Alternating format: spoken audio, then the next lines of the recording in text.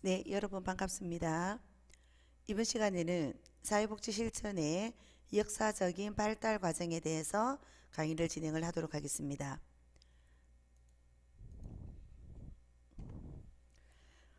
강의 목차로는 첫 번째, 영국 사회복지 실천의 역사에 대해서 먼저 알아보도록 하겠습니다. 그리고 두 번째, 미국 사회복지 실천의 역사에 대해서 알아보고, 그리고 세 번째, 우리나라 사회복지 실천의 역사에 대해서 알아보는 순으로 강의를 진행을 하도록 하겠습니다. 사회복지 실천의 변화와 발달의 양상은 각 나라마다 차이가 있으며 그 나라가 처한 시대적인 상황과 사상적인 흐름 속에서 이해를 할 수 있습니다. 사회복지 실천의 역사적인 배경은 영국에서 1601년에 제정된 엘리자베스 빈민법에 그 기원을 둘 수 있습니다. 엘리자베스 빈민법 제정 이후에 산업혁명을 거치면서 자선조직협회와 인보관운동의 발달은 현재의 사회복지 실천 발달에 큰 영향을 미쳤습니다. 사회복지 실천의 역사적 발달 과정을 정리함에 있어서 먼저 사회복지 실천이 시작이 된 영국과 미국에서의 사회복지 실천의 발달과 변화 과정을 살펴보고 우리나라의 사회복지 실천 역사의 발달 과정을 살펴보고자 합니다. 자, 우선 영국의 사회복지 실천의 역사에 대해서 말씀을 드리도록 하겠습니다. 영국 사회복지 실천의 기원은 1601년 엘리자베스 빈민법에서 출발을 하지만 1834년 신빈민법의 제정이 전환점이 되어서 19세기 후반부터 시작한 자선조직협회와 인보관운동을 중심으로 전개가 되기 시작을 하였습니다. 자선조직협회와 인보관운동은 영국이 미국보다 먼저 시작을 했지만 사회사업가의 성장과 발전에서는 미국이 영국보다 앞섰습니다.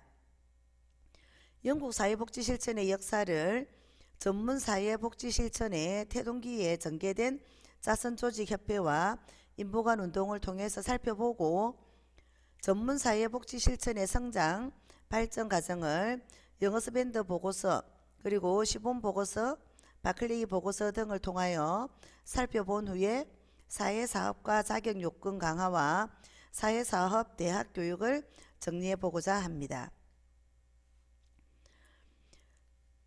전문사회복지 실천의 태동기, 즉 민간사회복지조직의 형성이라고 말할 수 있겠습니다. 영국에서 신빈민법을 태동시킨 빅토리아 시대의 일관된 빈곤의 원인에 대한 관점과 경제사조는 자조의 미덕이었습니다. 이에 빈곤은 어디까지나 개인의 도덕적인 타락의 결과이자 게으른 개인의 문제이며 사회와 국가적 책임과는 무관한 것으로 여겨졌습니다. 그러나 18세기부터 시작이 된 영국의 산업혁명으로 산업화, 도시화가 진행이 되면서 많은 인구가 도시로 유입이 되었고 이에 따라서 도시 빈민들이 발생하게 되었으며 질병이나 빈곤, 그리고 범죄, 비행의 증가 같은 사회 문제를 해결하기 위해서 개인이나 민간 차원의 자선 조직과 박애 사업이 시작이 되었고 인도주의적 사회 개량 사상과 연계된 민간 사회복지가 발달하기 시작을 하였습니다. 그 결과 자선조직협회가 설립이 되고 인보관 운동이 활발하게 전개가 됨으로써 사회복지 실천에 있어서 새로운 전환점을 맞이하게 되었습니다. 그 중에서 자선조직협회 활동에 대해서 말씀을 드리도록 하겠습니다. 1860년대 자선조직화 운동이 전개된 시기에 영국은 자유방음주의 신봉에 따라서 자본주의 폐해와 기근의 발생, 전염병의 확산으로 빈민이 급증하였지만 당시 정부의 신민법법 체제로는 빈곤 문제를 해소하는 데에는 한계가 있었습니다. 특히 신민법 하에서 구제를 수치스럽게 여긴 많은 빈민이 구제 신청을 거부하는 결과를 가지고 왔고 이들 대다수는 기아 상태에 내몰리게 되었습니다. 그로 인해 이들을 구제하기 위해서 결성된 자선기관의 수도 점차 늘어났습니다. 19세기 말에 출현하기 시작한 자선 조직들의 비효율적인 운영 방식을 개선하고자 하는 움직임이 일기 시작하였고, 자선 조직들의 활동을 체계적으로 조정을 하여서 구제 서비스를 보다 효과적으로 실시하기 위하여 자선조직협회를 결성하게 된 것입니다. 로크의 주도 아래 보상케트, 란즈베리, 휠, 바네트 목사 등이 참여한 가운데 1869년 4월 자선 구제의 조직화와 구걸 방지를 위한 협회가 결성이 되었습니다. 그 이듬해의 협회는 자선조직협회로 개칭을 하였으며, 자선조직협회는 자선의 의미로 직접 돕는 것이 아니라 자선단체가 과학적으로 통합 조정하는 역할을 담당을 하였습니다. 구제 신청자에 대한 과학적이고 면밀한 조사를 통해서 구제의 중복과 누락을 피하고 효과적으로 구제 활동을 전개하기 위한 구제 등록의 실시, 그리고 여러 구제기관 간의 연락, 조정 등을 실시를 하였습니다. 자선조직협회의 슬로건은 빈민에게 물고기를 주지 말고 물고기를 잡는 방법을 가르쳐 주자입니다. 자선조직협회의 대상은 원칙적으로 빈민법의 적용을 받지 못하는, 잠시만 기다려주세요. 자선조직협회의 대상은 원칙적으로 빈민법의 적용을 받지 못하는 빈민들 중에서 자조와 건면의 가치에 근거를 하여 구제받을 가치가 있는 빈민과 자격이 없는 빈민으로 구분을 하였습니다. 구제를 받을 가치가 있는 빈민은 장애인 혹은 아동 등과 같이 어쩔 수 없이 가난하게 된 사람과 저임금 노동자로 근검 전략하며 자활 의지가 있는 사람으로 지역사회의 목사, 집주인, 고용주 등과 같은 사람들의 정언이 필요하였습니다. 구제 가치가 없는 빈민은 노동 능력이 있음에도 불구하고 나태하거나 품성이 좋지 않고 엄주벽이 있고 의존적인 사람이 해당이 되었습니다. 이 시기에 자선조직협회의 직원들은 자원봉사자들로 하여금 주로 중산층의 부인들로 구성된 우회 방문자를 활용하여 빈민청 교화를 위한 활동을 하였으며, 빈곤가족을 방문하여서 빈민조사 및 등록을 통한 조직 간 활동의 조정과 협력을 추구를 하였습니다. 그리고 가정에 대한 생활지도, 그리고 아동교육, 가계 경제에 대한 조언 등을 제공을 하였습니다. 자선조직협회의 활동은 전문사회사업의 출발이자 개별사회사업으로 발전하고 지역사회 조직의 모태가 되었다는 점에서 긍정적인 평가를 받고 있음에도 불구하고 빈곤을 개인의 탓이자 개인의 도덕적인 결함의 결과로만 간주함으로써 빈곤 발생에 사회적인 기반을 경시하였음은 물론 대상자를 선정하기 위해 실시된 환경조사는 실제로 빈민의 낙인을 수반하였습니다. 이뿐만 아니라 우회 방문은 하류 계층의 생활 방법에 대한 중류 계층의 문화적인 공격으로 빈민들의 반감을 불러일으켰다는 점에서 비판을 받았습니다. 이어서 인보관에 대해서 알아보도록 하겠습니다. 인보관 운동은 빈민 문제가 심각한 지역사회, 특히 사회적으로 고립이 된 취약한 지역사회의 문제를 해결하기 위해서 지식인이 그 지역에 정착을 하여 함께 살면서 지역사회의 문제를 해결하고자 하는 운동입니다. 인보관 운동은 사회 문제가 집중적으로 나타나고 있는 빈민 지역에 함께 살면서 우애관계를 갖고 지역 주민의 문제를 해결을 하고 생활을 개선하고자 하는 목표로 시작을 하였습니다. 이 운동은 1854년 기독교 사회주의자인 데니슨 목사가 주축이 되어 옥스퍼드 대학교와 케임브리지 대학교 학생들과 슬럼가의 노동자들을 결합시킴으로써 빈곤 문제를 해결하는 데에서 시작을 하였습니다. 이후 바네트 목사가 개성을 하고 더욱 발전을 시켜서 도움을 필요로 하는 빈민들과 함께 생활하는 아이디어를 가장 효과적으로 증명을 하였습니다. 1884년 바네트 목사에 의해서 런던에 세계 최초의 인보관인 토인드 빌이 설립되었습니다. 인보관 운동은 대학생과 지식인층을 주축으로 활동을 하였고, 이들은 지역사회의 문제를 해결하기 위해서는 문제를 갖고 있는 지역사회에 나가서 빈민과 함께 거주하면서 주변 환경의 개선과 빈민의 도덕적인 교화에 힘써야 한다는 믿음을 갖고 있는 사람들에 의해서 주도가 되었습니다. 인보관 운동은 빈민의 자립 여건 형성을 위한 집단적인 노력을 실천하였고, 이는 집단 사회 사업 그리고 사회 행동 및 지역 사회 조직 활동의 시초라 할 수 있으며, 이러한 활동은 나중에 사회복지 정책과 관련한 사회복지 실천에 영향을 주었습니다. 인보관에서 행해진 각종 집단 프로그램이 훗날 집단 사회 조직의 출발점이 되었고, 빈민들의 조직화 활동이 지역사회 조직의 발전에 기여를 하였습니다. 전문사회복지 실천의 성장 발전에 대해서 말씀을 드리겠습니다. 영국의 경우는 1860년대에 알모드를 도입을 했는데 이것은 중세의 시혜를 분배하는 사람을 가리킵니다. 1800년대에 자선조직협회의 스튜어드가 왕실 시료병원에 초빙되어 환자를 돌보는 일에 종사한 이래 1960년대 전반까지 영국에서는 의료사회사업가의 호칭으로 사용이 되었습니다. 1870년대 이후 불어닥친 대규모 경제불황은 실업사태와 함께 영국 정치사회에 많은 변화를 불러왔고, 그 변화의 중심에는 노동세력이 자리를 잡고 있습니다. 1880년대에는 영국 사회주의가 소생한 시기로 여러 사회주의 단체들이 결성이 되었습니다. 페비안 협회는 자유시장 체제로서는 빈곤이나 불평등을 감소시킬 수 없다는 것을 인식하고 있었으며 구체적인 사회개혁을 연구를 하였습니다.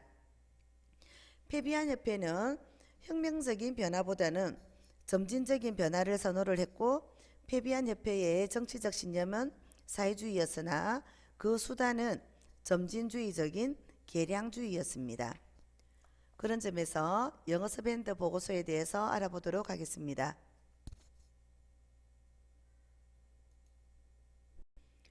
영어서 밴드 보고서입니다. 영국에서 사회사업가로 일하기 위해서는 대학에서 사회사업 정규교육을 받고 정부 인증기관에 등록을 하여서 사회사업가 자격을 취득을 해야 합니다. 영국 유자격 사회사업가의 주된 일터는 정부 사회서비스 부서입니다. 영국 사회사업가의 주요 일터가 지방정부 사회서비스 부서가 된 것은 1947년과 1959년 영어서 밴드 보고서와 1968년 시본 보고서의 영향이 절대적이었습니다. 1947년 전후 영국 사회복지대학 교육의 방향을 제시한 영어서 밴드 보고서의 주요 권고사항은 다음과 같습니다. 1. 훈련받은 유급 사회사업가가 더 많이 필요합니다. 2. 사회사업가의 전문성 강화를 위해서 케이스워크와 그룹워크에 관한 연구를 강화해야 합니다. 3. 사회사업 교육훈련의 국가적인 기준을 제고시키기 위해서 대학의 사회사업 전문과정을 설치해야 합니다. 4. 미국 사회복지대학 교육과 훈련 과정을 모델로 삼아야 합니다. 어떻게 보면 여러분들이 지금 사회복지사 공부를 하고 있는 이 과정 또한 영어서 밴드 보고서에서 출발하지 않았나 저는 그렇게 생각을 합니다. 자, 시범 보고서 한번 보도록 하겠습니다. 시범 보고서는 지방정부 보건복지과의 업무와 사회사회과의 역할에 대한 아일린 영어서 밴드의 강한 비판에 답하기 위해서 정부는 1968년 시범 보고서를 내놓았습니다. 시범 보고서는 1970년 지방정부 퍼스널 사회서비스법으로 구체화가 되었으며, 이로써 다양한 사회복지 서비스들이 지방정부 사회서비스과로 통합되었으며, 사회서비스과는 영국 사회사업 조직들의 중심이자 대졸 사회사업가의 주요 직장으로 자리를 잡았습니다. 그로 인해서 사회사업가의 지위도 확고해졌습니다. 바클레이 보고서입니다. 1981년에 사회사업가의 역할과 직무에 관한 분석과 대안을 담은 바클레이 보고서가 발표가 되었습니다. 바클레이 보고서는 사회사업가가 제한된 자원을 너무 많은 것을 해결해야 하는 직종이 되었음을 지적을 하고 사회사업가에게 다음과 같이 권고를 하였습니다. 1. 사회사업가는 클라이언트 관점에서 문제에 접근해야 한다. 2. 사회사업가는 클라이언트의 권리를 중시해야 한다. 3. 사회사업가는 지역사회의 네트워크를 발전시켜야 한다. 4. 사회사업가는 사회적인 케어 플랜을 강화해야 한다. 5. 사회사업가는 다른 기관들과의 협조와 민간단체의 역할을 강화해야 한다. 6. 사회사업가는 중개자와 협상가로 행동을 해야 하고 한정된 자원의 배분자와 문지기 역할을 해야 한다. 쉽게 말해서 여러분들께서 사회복지사가 되면 클라이언트의 관점의 문제에 접근하고 클라이언트의 권리를 중시해야 하고 그리고 또 개인의 접근에만 하는 것이 아니라 지역사회 네트워크도 발전시켜야 되고 또 사회적인 케어 플랜도 여러분들이 갖춰야 되고 그리고 다른 기관들과의 협조와 민간단체의 역할도 강화해야 하며 중개자, 협상가, 그리고 배분자, 문지기의 역할을 해야 함으로써 여러분들의 사회복지사의 역할이 얼마나 중요한지 이번 항목을 향해서 여러분들이 잘 알 수 있을 것이라고 생각을 합니다. 그래서 사회사업과 자격요건 강화와 사회사업 대학 교육입니다. 1971년 사회사업가의 자격요건을 강화하기 위해서 사회사업가 교육훈련단체들이 사회사업교육훈련중앙위원회를 신설을 했습니다. 영국 사회사업가 협회는 1970년이 되어서야 설립이 되었습니다. 1980년대 영국의 대처 보수당 정부는 신자유주의 경제학자 하이에크를 선봉했습니다. 대처 순상은 하이에크의 경쟁을 강조하는 자유시장 경제체제 이론을 바탕으로 사회복지를 공격하였습니다. 잠시 경제학자 하이에크에 대해서 잠시 알아보도록 하겠습니다. 경제학자 하이에크는 오스트리아 대생의 영국 경제학자로 화폐적인 경기론과 중립적인 화폐론을 전개하였으며 신자유주의의 입장에서 모든 경제계획에 반대를 하였습니다. 화폐와 경제변동 연구로 노벨 경제학상을 수상을 하였으며 1980년대와 90년대는 하이에크의 사상이 전 세계를 휩쓸었습니다. 지금 우리 안에서 벌어지는 지옥 같은 일들 중에 하이에크가 남긴 일갈 중에 이런 유명한 말이 있습니다. 지옥으로 가는 길은 선의로 포장이 되어 있다. 무슨 뜻일까요? 왜 지옥으로 가는 길은 선의로 포장되어 있다고 표현했을까요? 정책을 추진할 때 애초의 목적은 선의로 약자에게 도움을 주거나 따뜻한 인도주의적 정책으로 세상을 아름답게 바꿔나가고자 했지만 이후에 어찌됐든 결과는 지옥이 되는 경우가 많습니다. 그래서 정책은 점점 힘을 잃고 더욱더 일관된 정책을 시행하면서 그 지옥의 강도는 점점 더 세지는 악순환이 지속되는 경우가 있습니다. 그래서 간단하게 사례를 살펴보면 최저임금제가 있고 그리고 이제 그 임대차 3법 제도나 이런 등등이 좋은 점도 있지만 제가 볼 때는 또 이제 나쁜 점도 있다라는 것을 여기서 지금 사례로 보여주고 있는 것 같습니다. 다시 책으로 돌아오면 그래서 사회사업과 자격요건 강화와 사회사업 대학 교육으로서 대처 수상은 신빈민법이 번창했던 빅토리아 시대로 돌아가기를 원했습니다. 그래서 대처 수상은 베버리지 보고서를 바탕으로 진행이 된 복지국가로의 길에 대한 합의를 파기를 했습니다. 이런 점에서 보면 영국의 1980년대는 복지의 암흑기였다고 볼 수 있겠습니다. 이 시기에는 새로운 관점이 등장을 하고 개입 전략도 확장되는 시기로서 개인의 책임성을 강조하는 보수적 관점이 뚜렷이 나타나는 경향이 있습니다. 절대적인 진리나 절대적인 이론 체계를 밝히려는 연구는 한계에 부딪히게 되므로 다중 관점의 필요성이 새롭게 대두가 되는 시기입니다. 다양한 이론적인 관점들을 수용을 하면서 이를 사회복지 실천에 적용하였으며 복합가족 집단, 폭력, 그리고 아동이나 청소년, 그리고 보건단체 등 다양한 영역으로 확대가 되어 왔습니다. 개별사회 사업 실천은 개인이나 가족과 치료적 대화를 나누는 치료법 등 독특한 실천 개입 방법이 개발이 되었고, 그리고 단기 문제 해결의 중심 기법이 개발이 되었습니다. 그래서 등장한 것이 1971년 사회사업가의 자격 요건을 강화하기 위해서 신설하였고, 영국 사회사업가협회는 1970년이 되어서야 설립이 되었고, 그리고 영국 최초의 사회사업 교육은 버밍엄 대학원에서 시작을 하였으며, 버밍엄 대학은 1920년에 2년제 사회 연구 디플로마 과정을 개설을 하였습니다. 그리고 2차 세계대전 중에 버밍엄 대학 사회사업 훈련 과정은 노동부 공장 복지 종사자들을 교육시키는 데 주력을 했으며, 전후에는 신생복지국가에 필요한 인력을 배양하는 데 주력하였습니다.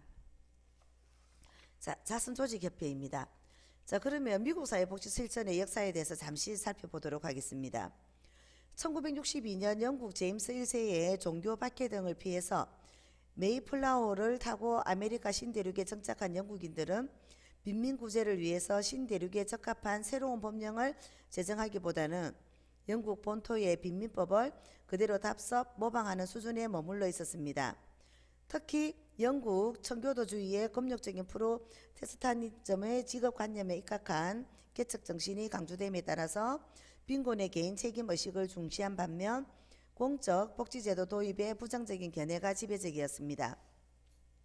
미국 사회복지 실천의 역사를 사회복지 실천의 태동, 사회복지 실천의 전문직화, 그리고 전문적인 분화기를 거쳐서 사회복지 실천의 통합기, 그리고 사회복지 실천의 다양화와 확장기 등으로 나누어서 살펴보고자 합니다. 사회복지의 태동입니다. 미국의 특징은 국가 개입의 빈민구제는 소극적이었던 반면 민간 차원의 파괴 사업이 그 어느 나라보다도 활발하였다는 점이 있습니다. 그래서 자선조직협회입니다. 미국 자선조직협회도 영국의 COS와 같이 과학적인 자선, 즉 단순한 구호 활동을 넘은 합리적이고 효율적인 자선을 지향을 하였습니다. 그리고 중복 구빈을 방지하기 위해서 한 지역 안의 모든 자세단체들을 조직하였으며 요 구호자들을 한 군데로 등록을 시키고 경찰서와 교정원을 포함한 모든 공공기관들과 협력관계, 네트워크를 구축하였습니다. 그 당시만 하더라도 제가 볼 때는 굉장히 빠른 정책이지 않았나 저는 그렇게 생각을 합니다. 경찰의 협조는 거린이나 불황자, 그리고 불량한 남편을 다룰 때, 그리고 교정원과의 협조는 불황자 처리에 필요로 하였습니다. 그리고 COS에 소속되어 있던 의회방문단은 1900년대부터 점차 보수를 받는 정식 직원으로 변하기 시작하였고, 이들이 점차 전문화되면서 나중에 사회복지사로 불리기 시작하였습니다. 여러분들의 시초라고 생각을 하시면 되겠습니다. 의회방문단에 의해서 시작이 된 가정방문이나 면담이나 기록이나 사례연구 등의 활동들은 개별사회 사업 실천 기술의 기초가 되었고, 사회복지조사 및 지역사회 실천 활동의 뿌리가 되었습니다. 자, 인보관 운동입니다. 미국 인보관은 COS에 대해서 비판적인 인사들이 주도를 하였습니다. 인보관 운동가들은 구제나 구조보다는 사회 개혁을 강조를 했고, 자신을 자선 사업가가 아니라 사회 개혁가로 여겼습니다. 이들은 물질적인 구호보다는 가난의 원천을 제거를 하고 도시 생활과 노동 조건을 개선하는 데 관심이 컸으며, 이를 위해서는 계급과 인종 간의 격차를 좁히는 것이 중요하다고 보았습니다. 1889년에는 아담스와 스타가 영국의 토인비호를 모델로 하여서 시카고의 빈민가에 헐하우스를 설립하여 주민 상호 간에 서로 배우고 가르치고 돕는 인보관 운동이 본격화되었습니다. 1921년에는 전국적인 전문직 조직인 미국 사회사업가 협회가 결성되기에 이르렀으며, 이 시기는 전문적 사회복지 실천 이론이 전문적 특수 영역으로의 학대라는 차원에서 전문직으로서 성장해가는 시기였다고 할 수 있습니다. 사회복지 실천의 전문직화 1900년도부터 1920년대 전후에 대해서 살펴보도록 하겠습니다. 20세기 초 미국은 경제적, 정치적, 사회적으로 큰 변화와 성장을 하였습니다. 1900년도 초부터 미국 경제는 눈부실 정도로 성장하였고 1920년도는 정점에 달했습니다. 그러나 미국 내 빈부격차는 더욱 심해지고 재벌 기업들이 부를 독점하는 현상이 드러나면서 미국을 지배해오던 자유방임주의에 대한 비판이 일기 시작하였습니다. 그로 인해서 1920년도 이후에 그리고 1950년도 전후 3대 방법론으로 분할을 하게 되었습니다. 1929년 대공황 이후 1935년 미국 사회보장법이 제정이 되어서 공적 사회복지기관이 더욱 발달하게 되면서 사회복지사는 뉴딜 정책의 추진과 공적기관에서의 사회복지 계획 등의 지역사회 조직 사업에 개입하게 됩니다. 루즈벨트의 뉴딜 정책은 불안과 실업, 경제의 마비 상태로부터 미국의 새로운 부흥을 이끌어내고자 의도한 것으로서 흔히 경제 회복이나 그리고 구제 그리고 계획을 골자로 하고 있어서 3R 정책이라고도 불립니다. 자, 여러분들과 함께 지금 미국 사회복지 실천의 역사에 대해서 강의를 진행을 하고 있습니다. 자, 진단주의와 기능주의의 갈등에 대해서 한번 알아보도록 하겠습니다. 1930년대 프로이드의 정신분석 이론을 중심으로 사회복지 실천을 행하는 진단주의 학파와 랭크의 이론을 중심으로 사회복지 실천을 행하는 기능주의 학파 사이에 논쟁이 일어나며 이는 1950년대까지 이어집니다. 자, 진단주의와 기능주의에 대해서는 여러분들과 함께 현장에서 직접 강의를 진행을 하도록 하겠습니다. 수고하셨습니다.